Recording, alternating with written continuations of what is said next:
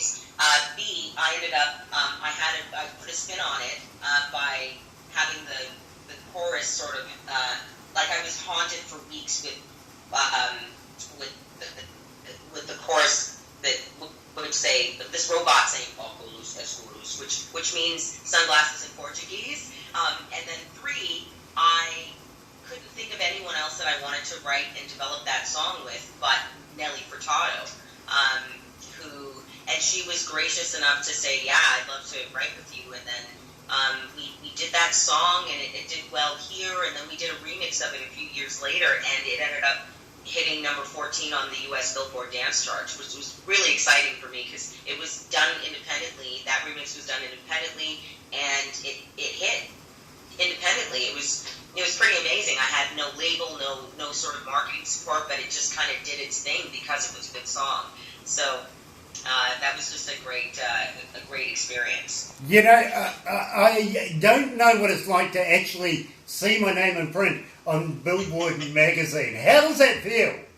It felt amazing, especially because it was done all independently.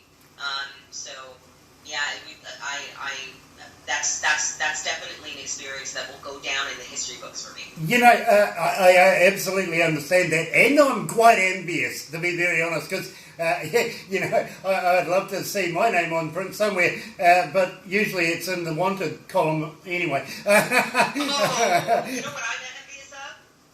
What's that? You know what I'm envious of? I'm envious of the fact that it's 24 degrees in New Zealand right now.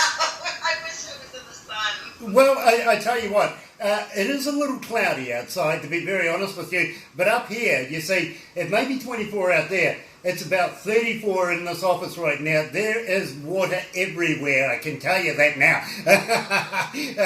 So I would rather have your temperature. You can always warm up, it's hard to cool down. And now, I also, there's something that I've been meaning to ask you all the way through this, is when you get ready to go on stage, just moments before you go, do you get the little flutters? A little bit of nerves? Sometimes. Other times I'm just ready. So when I do get flutters, it's only because there's something exceptionally different about that performance. Like, there could be a lot of important people that are in the audience that I'm aware of. That gives me the flutters, but I always, whenever I do get a little bit, use that nervous energy to really give people love, and they really respond to that every time. You know, I understand that. The reason why I ask that is I do a bit of work myself from time to time on stage, and I find myself just briefly, just before I go on stage, getting that little, you know, nervous feeling. But as soon as I get on stage, you know, it is back to work. It really is. It is another day. Let's do it and have a lot of fun doing it.